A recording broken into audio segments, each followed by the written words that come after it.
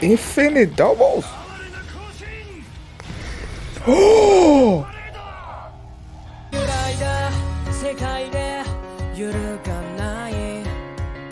Hi everyone, I'm going to react to My Hero Academia Season 5, Episode 22, Sad Man's Parade. In last episode was the revival party. You had the League of Villains facing the Destros people. And both Shigaraki and Toga, they leveled up. Toga used Ochako's powers, which she has never been able to do before. And Shigaraki just like decayed a whole bunch of people just by touching one of them. So it's like, this is not good. I said last episode while I was talking or whatever that I was slightly confused about things and that I needed to go back and watch it in English dub. And I did that, and I noticed that I missed while I think my head was down. I noticed that when Shigaraki was having his flashback, they showed one memory of him as a little boy with Nana Shimura, and he was saying something about being happy. He felt like he was happy when he was remembering that. The only thing that those images, I guess, evoked was some sort of happiness or levity or something. So I wonder, I know I haven't seen Shiguraki's origin story or anything, but like there's a part of me that thinks that All For One has sort of like manipulated the events of what happened to Shigaraki. That the way he believes things happen are not the way things happen, because he wants Shigaraki to replace him and to basically hate humanity. So it's like, I don't know, I guess we'll see. And then there's Toga. Her backstory, I was also confused as I was watching the thing, but then after I saw it in English, I realized that apart from a couple of things that I didn't quite fully understand, I pretty much got what her thing is. And I was confused at one point during the episode when I first watched it. It seemed like she was telling the journalist lady that she liked her, but then she said that she only drinks the blood of those people she likes. And at one point she said that she hated her as well. So I'm like, oh, okay, what is she talking about? But then after watching it in English, I realized that what she said that she liked was their ideology, just not her herself. And that's why when she killed her, I'm like, I was confused at one point, but now I'm not confused. She likes their ideology. She just hated them.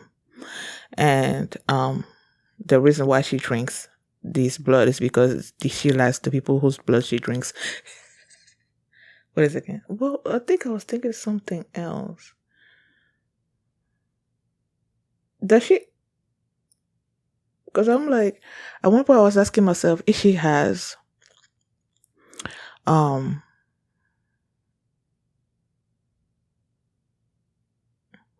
a difference between liking and loving, right?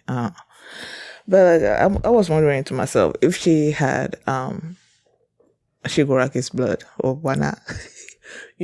Because if you have you drink the blood of people that you love or whatnot, and if you don't have Shiguraki's blood, that means you don't love Shigaraki. But then it's just I don't know, whatever. I don't know what I'm going with that, but that's what happened last episode. And before we get into this one, if you guys have my reaction, please give it a thumbs up, please subscribe, and please consider supporting my Patreon at patreon.com/filmini. And now let's start this episode. And here we go.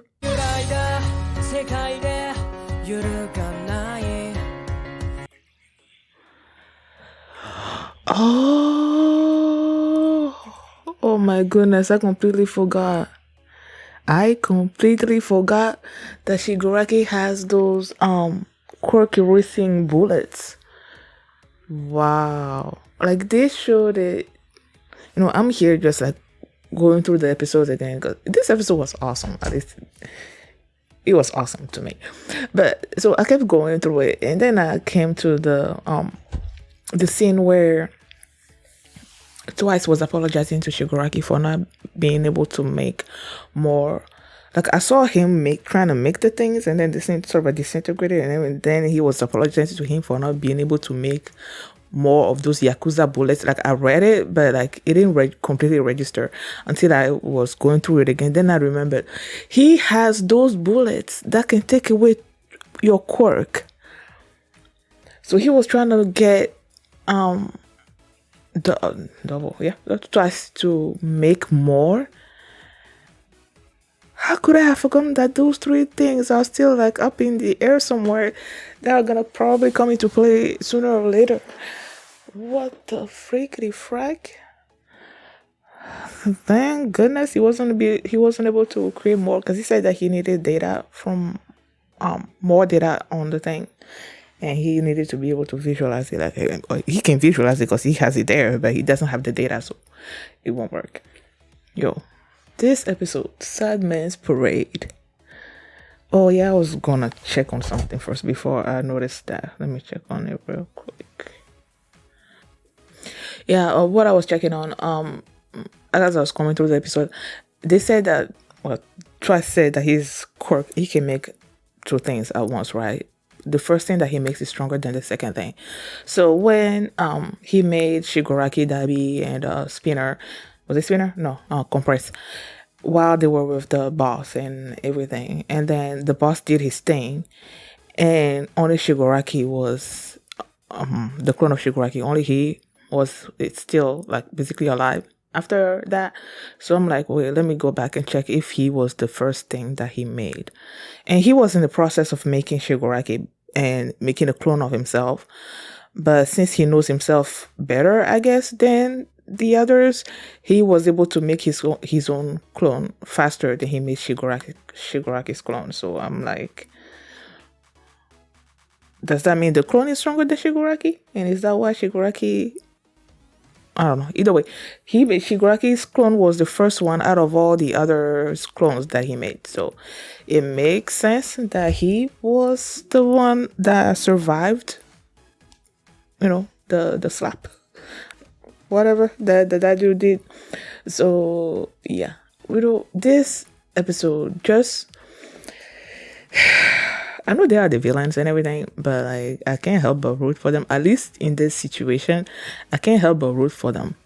Because you have Twice over there who they went through his story again. Like the guy was working at this particular place. He was driving. Was it a motorcycle? I don't know. And then they said he drove over somebody else. And this person was a client of the place where he was working at. But then it wasn't really his fault. The guy just showed up out of nowhere. But then he was punished for it. And then he just kept being embroiled in villainous things. And he didn't trust anybody. So he started creating clones of himself because he felt alone. And because he was creating so many clones and he was like stealing stuff and everything, there was a point where he wasn't trusting his clones either, and then they started fighting among themselves, and then they killed each other, and he was the only one left, and he started wondering, okay, am I the real clone or am I the fake one? That's what caused the mental break in him, and I was wondering when Twice said that Toga was the person that, was it like made him feel welcome or something or other like that? I don't quite remember exactly how he phrased it. And then they showed a quick flashback of when it seems like he was losing it, and then she put a scarf on his face and then tied it, because that's usually how it works when he's like unmaxed or whatnot. You put something over his face, that's when he feels whole and all of that. So she did that for him. So that shows why he has a special attachment to her. So when this skeptic person was trying to make clones of Twice, and then he was gonna kill Toga in front of him to make him even more, to break him down even more, I guess. That's when he's like, he can't let. He's been living alone for all this time, and then he's found the League of Villains. These people that he has, that he trusts, that he feels like he's part of a family now, and then you want to kill the member of his family. Then he just lost it, and he was running to save her. But then those people kept his set to break his arm, which is the wrong thing to have done, because he said twice said that the only way that you can basically get rid of a clone is to cause some kind of damage, like a broken bone in someone's what's it, a normal body, or like a male body. I don't know. That when you break the arm, the equivalent of breaking an arm of someone is the damage that is needed to get rid of the clone. So the fact that they broke his arm and he was still there, that was confirmation to him that he was the real clone. So that was able to dispel this mental break that he had, like all the time wondering, am I real? Am I not? And all of that. Now he know he's real. So that made him go just overcome that. And then he created this whole bunch of himself, and then he's like, we're gonna do the sad man's parade or whatever. And then he started, like, I was so excited when that happened. Especially when you saw how many of himself that he made, and then he was just like ravaging through the city. And then the was it compressor spinner that was like, don't kill everybody, leave some for Gigantomachia. And then they were like, okay, how long is it gonna take for Gigantomachia to get here? And they're like, an hour or something minutes. It was more than an hour. So he's like, okay, now I'm not gonna kill all those people, right? And then you have Shigaraki seeing the tower. He's like, okay, we need to get to the tower. That's where Jiran, I don't know quite how they pronounce it. That's where the boss and Jiran are. So they're gonna go and kill the boss and then save Jiran, right? But then as they were making their way there, a whole other bunch of people showed up again, and then they were like, I think that's when Shigaraki decided to wake up Gigantomachia, right, ahead of time. So Gigantomachia just like woke up, and then they told him that the boss's successor was like in danger or something or other like that. I don't know. And then he just like, is making his way there. That's why when I have forgotten about him, right? Until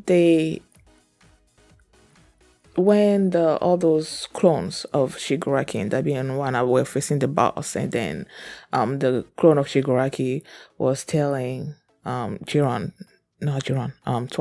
to cushion Jiran, because he made eye contact with him, and that if he was him, that he would just like destroy the tower.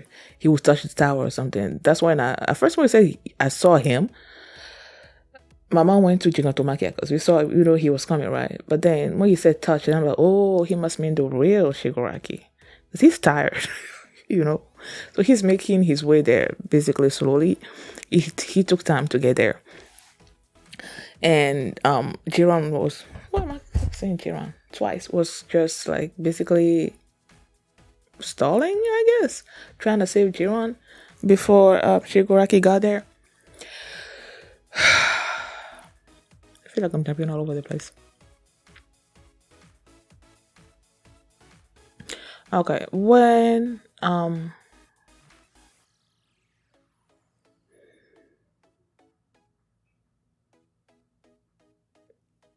twice did this thing, launch all those people, and then they felt like, now they're okay. Either Spinner or Compress was saying that they're okay, they don't really need to do much now anymore or something. And then that's when the ice person, the boss mentioned the ice person, he called him by name, I forgot what his name is. And then they showed the ice person, and then he just like basically took hold of all of like where they were, just like a whole bunch of ice like just came out from the ground. Excuse me. And then he was facing Dabi, and then he was telling Dabi that knowing someone's quirk is like a basic thing, and he can tell that his fire was burning. Like looking at his skin, you can tell he can tell that his fire was burning him. And I'm like, he said that, and then during the when you have like when you're at the midway part, and then they show this particular person and the quirk and whatnot. They showed Dabby, and then they said that his quirk was unknown and his details are unknown. So I'm like, I thought it would be um pretty easy to tell that his quirk was a fire, but I guess there's more to it than that, you know? Or why would they say that his quirk was unknown? That the guy makes blue fire, you know? So there must be more to that. Maybe it's not just blue fire. Maybe it's something else as well. I don't know. But that was interesting. So when Shigaraki in the, I believe it was, I don't know, man. I don't know if it was Quark or Spinner. Quark or Spinner. Spinner or Compress. Let me see. Because I think it was, yeah, Spinner. When Shigaraki and Spinner were making their way to the tower. Yeah, and then Shigaraki mentioned how he hated the Liberation Army for messing with someone's emotions. And I'm like, he's upset because you're messing with people's emotions, especially twice. So they care about each other, you know? Like if you were like a villain, you don't care about anybody, you know? You just want to destroy stuff and wanna, if someone kills your underlings or you're not gonna care. If they mess with their emotions, you're not gonna care. But he cares. He got really upset about that. So I'm like, there are moments in this episode that I'm like, I'm rooting for them so much. I don't know if it's because I don't particularly like the Liberation Army. Like their ideology, in some ways, I can see that, you know. But then it's like, I don't like y'all, you know. And there was one scene, if I remember correctly, where when Dabby was facing the ice dude, and he said that, like, your value, basically as a human is, I don't know, like how much power you can demonstrate with your quirk or something. I think he said something along those lines. Let me see. Yeah, see, that doesn't make me like you. He said that in the future, the society that they're trying to create, that the strength of someone's mental ability will be directly linked to social status. What kind of thinking is that? What kind of thinking is that? So, depending on how amazing your quirk is, then you're gonna have a high social status. And like, so if your quirk is what? I don't know, making bubbles, then you're gonna be at the lower end. Like I don't like that kind of society. That kind of society is like, it's this classism. Is that what the term? I don't know, but that's not a society that I would want to live in. Sure, yeah, go with your nonsense over there. In other words, increasing your mental ability will be the same as living. Okay. So when I read, I'm like, that's what you guys are aiming for? And then you go from there, and then you switch to the boss when he was telling his story about, you know, there was a woman that gave birth to a boy in Wana, and it was during the time where people were developing these quirks and everything, and there were people that was the normal people that were against these meta humans or whatnot, and then the mom was like, she wished that her child could live in a world where he was free to use his powers or something or other like that. And then the mom was killed by those meta human hating people, you know. And then when heroes and villains were becoming a thing, then the government basically brought out what the mom said, and but then at the when they came up with their the rules and whatnot, it basically oppressed people with meta powers, and people were afraid of using their powers and stuff. And I'm not like,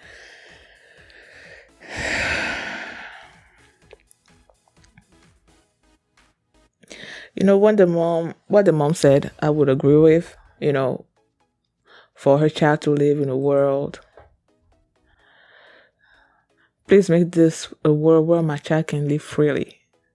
That's basically what the mom said. Please make this a world where my child can live freely. That doesn't, I guess, you always want to live in a free world. You always want to do what you want to do.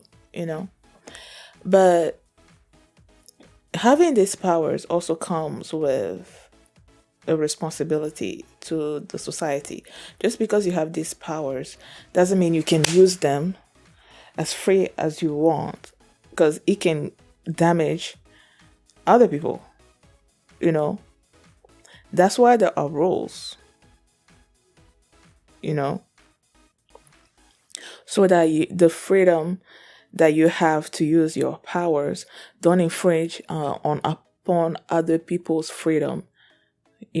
That's why there are rules to these things. I don't see the world that they're living in as being oppressive. At least to me, people are using their powers. They are using their quirks to do things. You're just not allowed to use them willy-nilly if it's gonna hurt other people. So I'm not quite sure what these people, I don't know. I'm just not, I don't know. Izuku's mom, wasn't she living freely with her quirk? Was anybody bothering her when she's using her quirk at home to do stuff? Nobody's like, woman, don't use your quirk. No one is doing that. So I'm not really sure what they are trying to accomplish with this Liberation Army stuff. I guess, I don't know. So that's why this episode, I felt like these people don't make any kind of sense to me, especially with what the ass dude said. I don't know. I just don't agree with these people.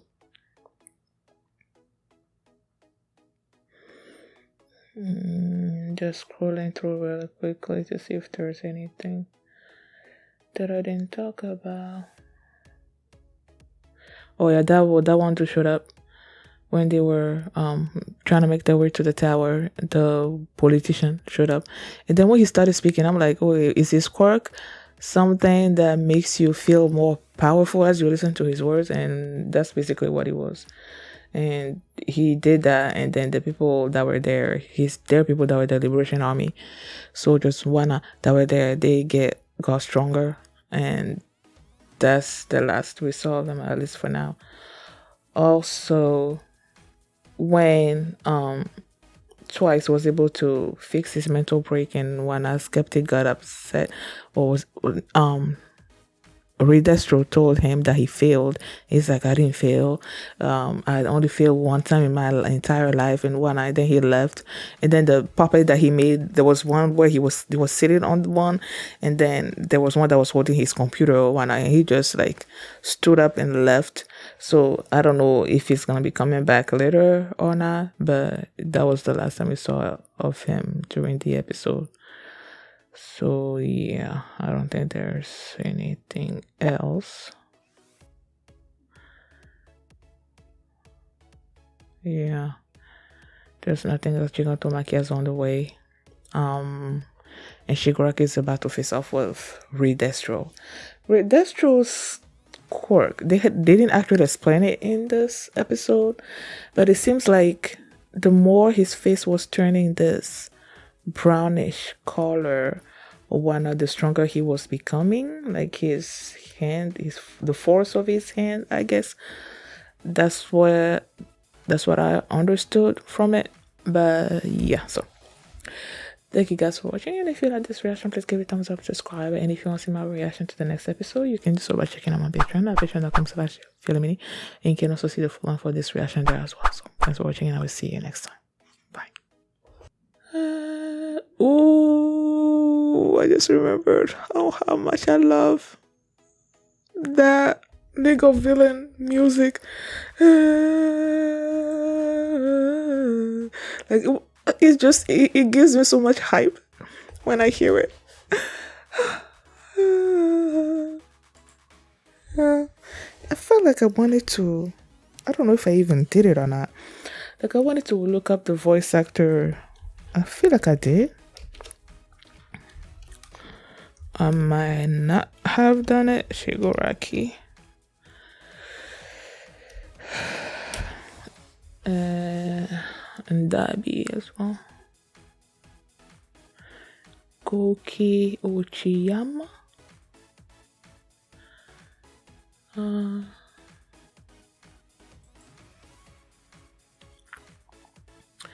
Let's see. Who else did you voice? I'm gonna make it bigger.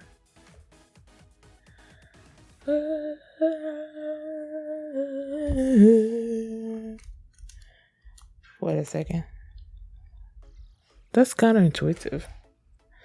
Usually when I'm using Control Plus, that's when you zooming in, at least on Chrome. But I'm on Firefox and it seems to be the opposite. Like when you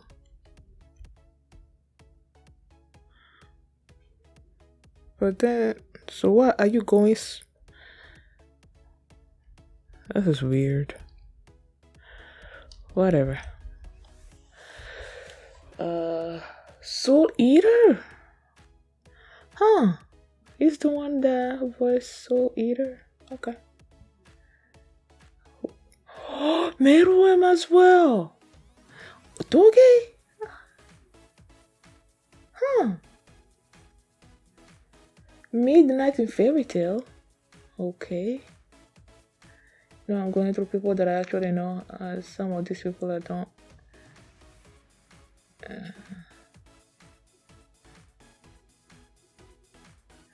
Oh, Tsukishima! He voices Tsukishima!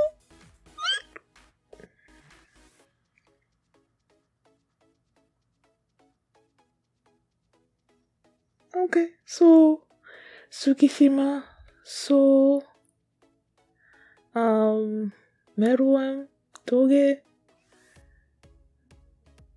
Oh, he voiced Rui too as well. I think and then Midnight. Rui, I think Rui's backstory the one where I cried when he died, and they showed. I don't know. I feel like he was the one that I cried. Whatever. Wow. Okay. So that's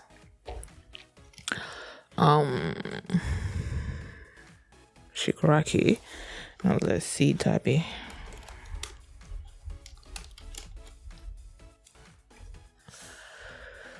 Hiro Shimono. Okay.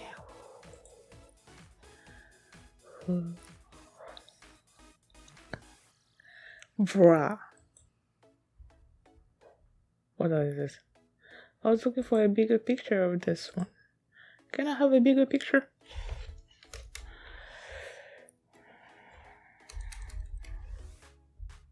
No, you are way too flew.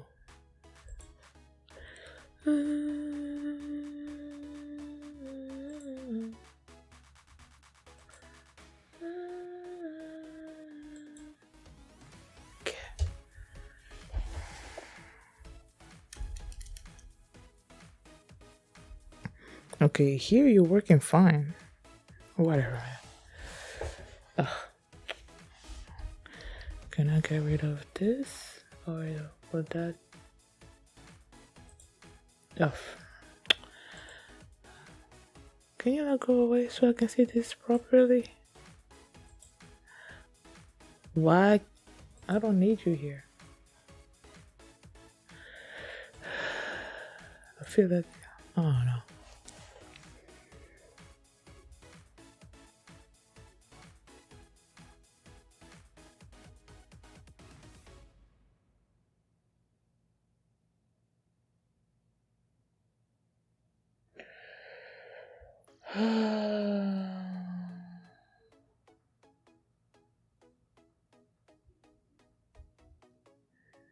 People, the only person that I could sort of recognize from this list, now that I could, okay, two people. Connie from Attack on Titan and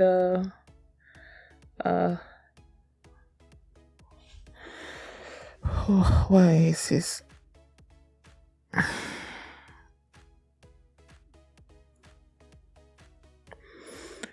I have his name at the tip of my tongue. I just I really hate it when I have to look up something that I know by heart, someone's name that I know by heart, and it's just skipping me at this particular moment, which is like so dumb. Zeno. Akatsuki no Yona Zeno. From the pictures of all these people that I see over here, I only recognize Zeno and Connie. You also look familiar to me as well. I just don't know from what. And then of course Debbie. Huh. Only two people? Okay.